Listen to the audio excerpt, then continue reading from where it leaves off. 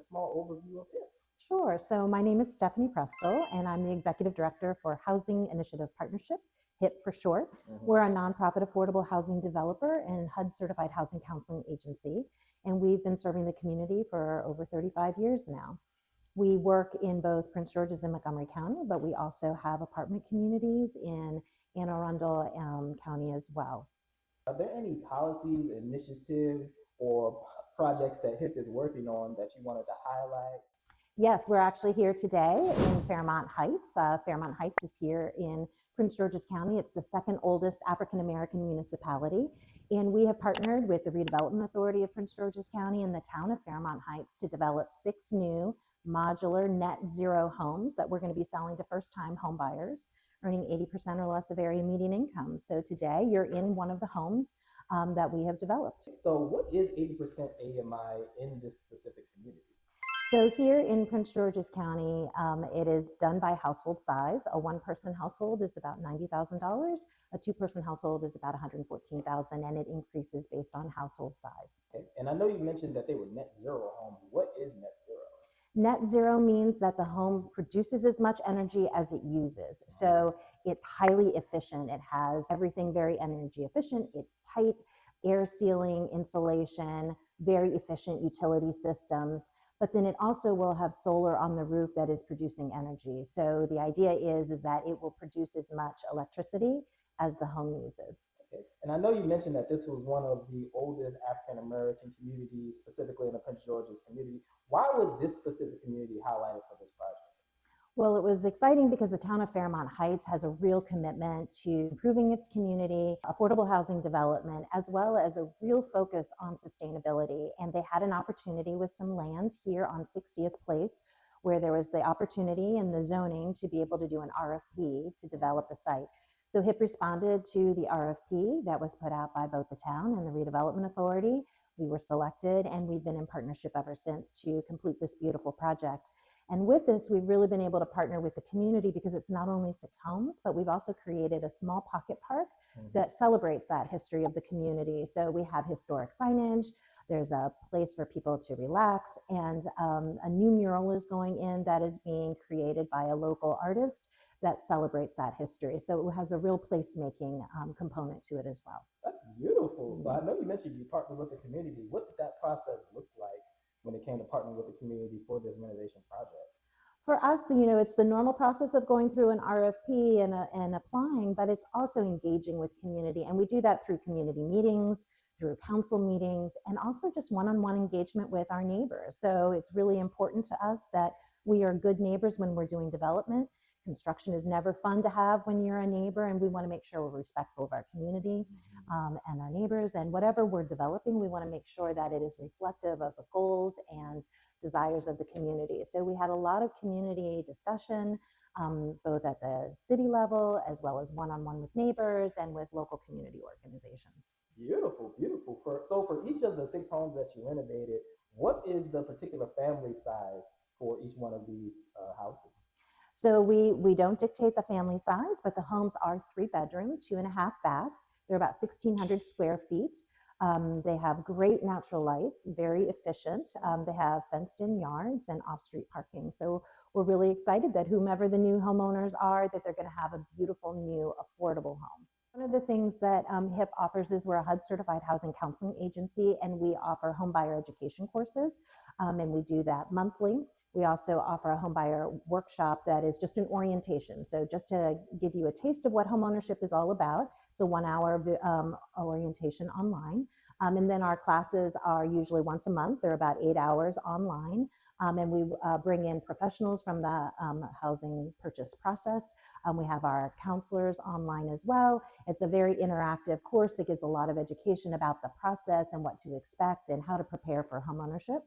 We then encourage people to meet with one of our counselors one-on-one to really walk through your own personal financial situation to make sure you're prepared for this journey of homeownership. It's a real opportunity to engage in building equity for you and your family, and we want it to be a successful and smooth journey. Okay. Are there any specific resources that you offer to potential homeowners, whether it's additional subsidy, assistance with closing costs, that come out of those courses? So in Prince George's County, there's the down payment and closing cost assistance program called Pathway to Purchase. And the county has just increased that program to $50,000 to really help people access affordable homeownership. Montgomery County also has down payment closing cost assistance programs. So while HIP doesn't have the programs in-house, we make sure that people are educated about the programs that are in the community. The state of Maryland also, through their Maryland Mortgage Program, has down payment and closing cost assistance. So it's finding the right financial program that works best for you, both down payment and loan. What do you feel like is the importance of policy as it pertains to a lot of the work that HIP does, whether that is having conversations with elected officials, having conversations with community to communicate their needs to elected officials, and what part does HIP play in those processes? So, from our perspective, policy is the framework for which guides all of our work. So, it impacts our ability to effectively and efficiently create more affordable housing. It's zoning, it's permitting, it's impact fees. It's also homeowner and tenant protection. So, what are the pieces in place that protect our residents that are either moving to homeownership or renting, renters' rights, et cetera? It's also looking at how do we fill the equitable and racial gap, whether it's on housing homeownership, whether it's on rental pieces, and making sure that those policies are supporting families equitably. And so all of that is important for us to effectively provide more affordable housing and to create vibrant communities. All right, another thing that I wanted to do, we have this wonderful poster back here. Take us through a little bit of what we're seeing more about it. Sure. So this is from the groundbreaking where we broke ground for this particular project, and we have photographs from the development team and their shovels ready to turn the dirt, and our speakers. These were also modular homes, and so we have some fun photographs of when the homes arrived in boxes and were set on site. It happened to be the day of the eclipse, so it was a really exciting day to be here when those homes were set. Okay, so are there any critical partners that you wanted to highlight who were crucial when it came to developing a lot of these properties around in this project area? Well, with this particular project, our partnership list is long and deep. We worked with our architect, Peabody and Fine, our contractor is Warren Builds, our modular builder is Berica, our landscape architect is Goldsmith Collective. We also have a lot of funding partners, and that's the Redevelopment Authority of Prince George's County, the Prince George's County Department of Housing and Community Development, and the state also put in a lot of resources. The National Fair Housing Alliance provided some resources for us as well. And our construction loan came from LISC. So it is a wide group of people. Affordable housing can be complicated and has lots of partners, but great things come out of partnership. And we're really excited about the end result of this one. All right, beautiful. So, what would you say is if there was an outlook on a lot of the work that HIP wanted to accomplish? What do you feel like looking forward, or some projects that you would like to take on, something you would like to see, HIP involved in? It could be policy related, it could be project related. What's some goals? Well, we do a lot of development in the homeownership space, so we would love to continue to do more modular, energy efficient development. We think it's a really interesting model to more quickly create homeownership opportunities. We're also interested in multifamily housing and looking at ways to more effectively create more affordable rental housing. So we're working in that space as well. And on the resident side, we're doing a lot of work around housing stability. We have a lot of vulnerable families right now. And how do we counsel and connect with resources to ensure that families can be successful? With HIP, how will people get in contact with the organization? How will they understand where to go to get these resources that HIP offers? Do you have like a website? Are there any secular resources that you want to give people access to? Sure. We have all of our information on our website, which is hiphomes.org. We have office in Hyattsville and in Germantown, and we also staff the Gaithersburg Financial Empowerment Center. And all of those phone numbers are on the website, but we would love for folks to feel free to give us a call and speak with our intake coordinators, and we can determine what you're looking for so we can make sure you're connected with the right staff and the right resources. What has the development of HIP as an organization looked like for you? And what do you feel like are one of the things that you're most proud of HIP being able to accomplish? Yeah, so I joined HIP as the third employee.